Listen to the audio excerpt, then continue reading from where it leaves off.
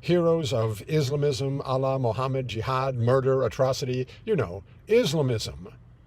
Because World War III is imminent, what with all these emboldened enemies, fierce for some reason, which reason is the lack of any occupant in the White House, I called B.O. Obama, I called him the occupant, because of his clueless yet deliberate reflexive bias toward the then current Marxist fad, the Occupy movement.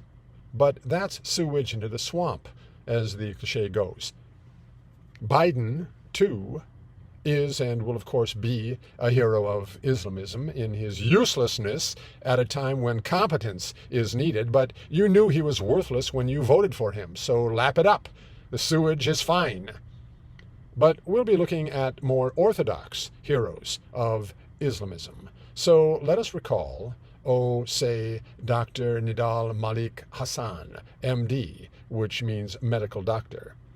American-born, parents naturalized West Bank Palestinians. 1970, when Nidal was born, was a troubled time. Not as troubled as now, what with the Biden catastrophe, but bad. Maybe Nidal had parents who were not scum. It happens occasionally that good people have scum for children.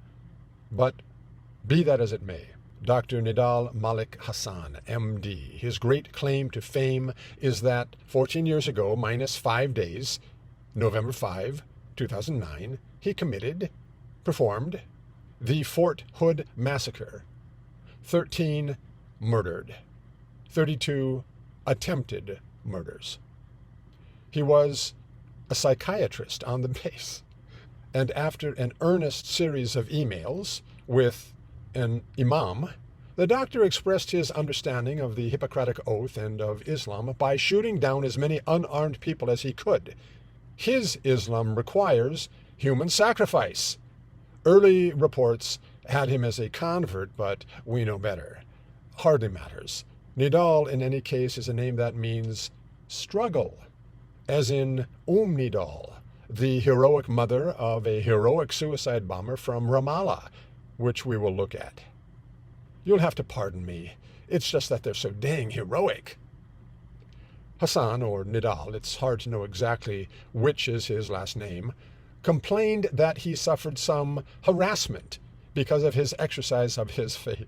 His free expression included aggressive and provocative attacks on American policy and society, directed at distressed combat soldiers just returned from the field, and for whom he had responsibilities as a base psychiatrist.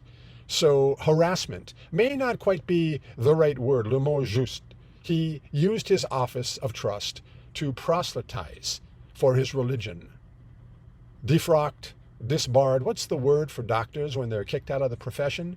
Well, no matter, it didn't happen to the struggler. Here, now, in post-Obama America, we were evolutionized by free health care and gay marriage and trans athletes into knowing how hateful it would be to report on the ethnic appearance of such entrepreneurs as kidnappers or gunmen or murderers or any other sort of criminal, because crime is racist. So it's only as history years later that we might have heard about disgruntled military persons who post online comments such as that infidels should be beheaded and oil poured down their throats. But it would be profiling to act on such posted comments prior to mass shootings during which they shout Allahu Akbar, as did our unprofiled, stereotypical Islamist doctor. Profiling would be what ultra-MAGA Republican white supremacist hater ultra-white transphobes, to quote Biden's State of the Union address. Was there a verb in that sentence? No. Verbs are racist. Only adjectives are allowed in Beau Biden's America KKK. We love you, Biden. We love you, Biden. Oh, yes, we do. We love you, Biden. Oh, yes, we do. You're a strange one, Dr. H. Am I hateful? No, I'm not hateful. I'm full of hate. If they would be less dishonest, I would be less invectitious. I just made that word up. Hate, hate, hate. I don't hate the sinner or the sin. It would be like hating a plague or an earthquake. Not that it's a force of nature. It's a force of human nature. Evil, stupidity, dishonesty, corruption, abstracts made manifest. So what is my hate then? I'm full of hate about the deliberate suffering. But I'm being vague. Let's stay that way. There's not really a lot to say. America is the real terrorist. We're committing a genocide against Muslims and Islam and Arabs and shit. It's the oil and the spices. Well, whatever it is that Arabs have and we want. Submissive women. All those hot Muslim babes tempting us from behind those sexy, sexy blankets. Well, no, not Palestinian babes. My ignorance and bigotry prevents me from knowing what I'm talking about, other than in hateful white male stereotypes. I had a professor once of history, ancient history, Dr. Baruch Abd al-Malik. Malik. We know that name. Dr. Malik was about 80 years old, a deeply admirable man, Coptic Christian from Egypt via Lebanon, Beirut, right when Lebanon was in the news so much, Beirut. He had a tattoo on his wrist, as Copts do, a tattoo of a cross.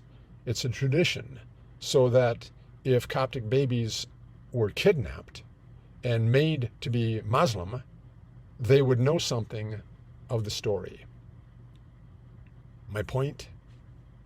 It must be that the world is horrible, in which we must act honorably. Hardly anyone is always wrong. Kidnapper child molesters have many good points, as do sex offenders with multiple dead and rotting bodies stored in various places about their homes. How do these guys afford such nice houses? But sometimes, we do have to be judged for our worst moments. Hasan, Dr. Hasan, was sentenced to death, but he's still alive. About 10 years ago, he petitioned to become a citizen of, well, remember ISIS? It was a sort of country for a while, like Gaza is a sort of country, and run by the same sort of people. And the army court-martialed the doctor, but he's still under military discipline, so he has to shave. They force-shaved him, like some weird fetish pornographic video. It will be interesting and instructive to see how long it takes to hang him, if ever, 14 years and counting. Allah's will be done. Gog is great.